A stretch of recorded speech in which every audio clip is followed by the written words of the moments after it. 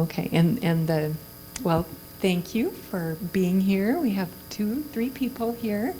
And so last time I started out with just talking about who I am and giving a little bit of background, so this will be a repeat for you, Cher. But my name is Judy Hay, and I come from Montana. There's a song there, actually, that I just about could break into. But I grew up in the Missoula area, which is on the western side of the mountains, and then graduated from high school there and went off to college at MSU in Bozeman, because I was one of 5 children born in 6 years, and my parents said, you know what, go away. And so we couldn't stay in Missoula and go to U of M. We had to go away. And we all dutifully went to MSU because we weren't very brave. And so I ended up finishing there. I did a little exchange program in Oregon for a year and had a good dose of special education there, because that was what I was wanting to go into. I got my degree in elementary education, and then when I moved to Missoula and married my husband, I picked up a minor in special education, because that's what they have there. And then I taught in a country school in Boerne, Montana, which is just north of Sheridan, Wyoming, and just loved that very, very much. But my husband was clear across the state in Missoula, so I went back there, and we started having children, and so I was a stay-at-home mom for a few years. And we moved to Helena, which is across the mountains from Missoula, and that's the capital city, and for my husband's work. And then I had a private tutoring business. And my audience for tutoring was students in the K through 12 system who were kind of falling through the cracks. They didn't test into special services, but they definitely had some problems and weren't keeping up. So I did that, and that was a fun and good business for me. And then I was serving on a board of a kind of a workshop program for adults with disabilities, and met people through that, and was asked to join the team at the College of Technology in Helena, which is like a community college here. And I joined them, and I didn't really know what community colleges were, because it's not a common thing in Montana.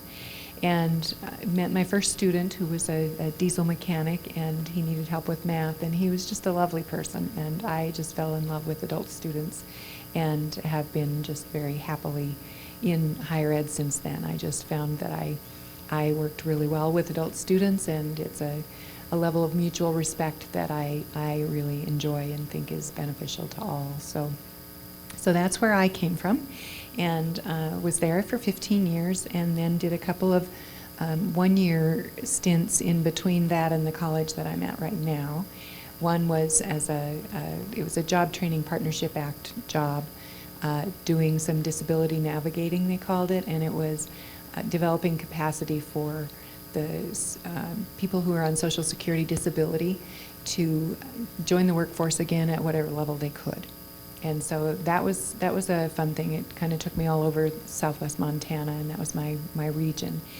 And then I went to MSU, working for the college that I'm at right now, to open up a 2-year program on the campus of Montana State University, which is a research university like University of Wyoming. And that was a really wonderful project and very challenging, bringing 2-year education to a community that had a crying need for it and didn't understand it. So that was fun. And then that was that first open up year, and then they needed to hire a director that would be sort of like the campus director type of a person, and the job in Great Falls opened up for student affairs, which was really my field, and so I applied for that job and was hired. And I took over in student services. Didn't take over. They hadn't had anybody that exclusively did student services in terms of leadership.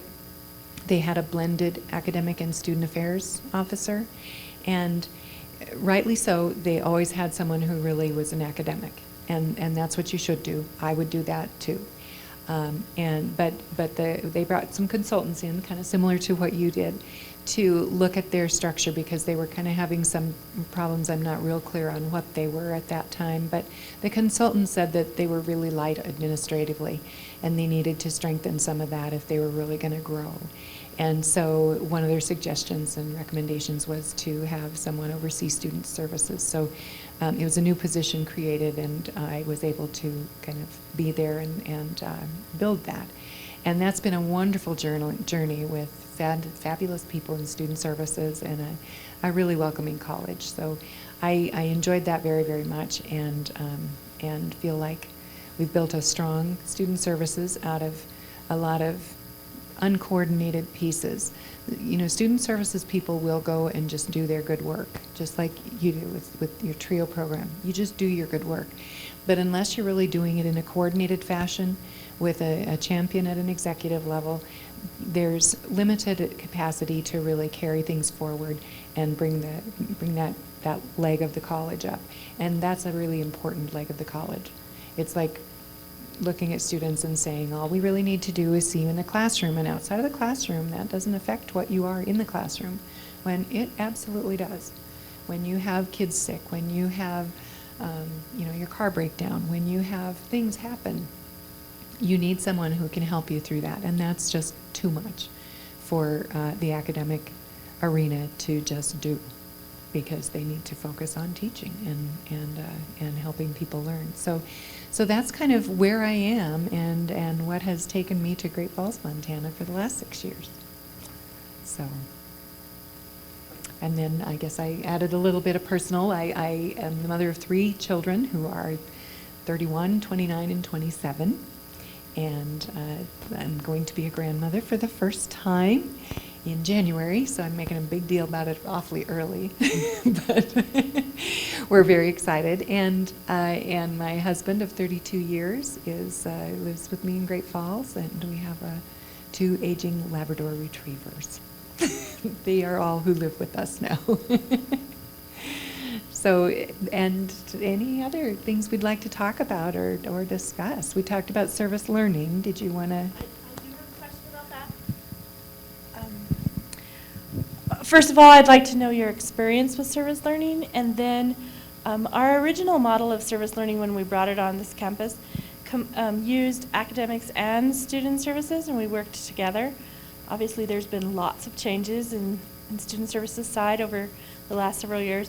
So I'd like to know if you've seen a model that you could implement here to bring student services back working with academics, or how you might promote that. I would very much welcome that. That's it's kind of the opposite at our campus. I've been the champion for service learning and bringing AmeriCorps and a lot of the campus core to campus, and it's been harder for our faculty to embrace it. And it's really, they talk about it as extra work, but at the same time, they are already doing a lot of it. They have, our dental hygiene students go every summer up to the Flathead Valley, which is a cherry area, and they treat all of the migrant farm workers and their families with dental care. And so they do, all of the programs do those kinds of things. And so my interest in that is to give students credentials so that they carry them out into the workforce. And so I want that credentialed in some way. And I look at that as, with service learning, there are lots of places that put that on their transcript and record that officially as a transcriptable piece. Do you do that here, or what's the?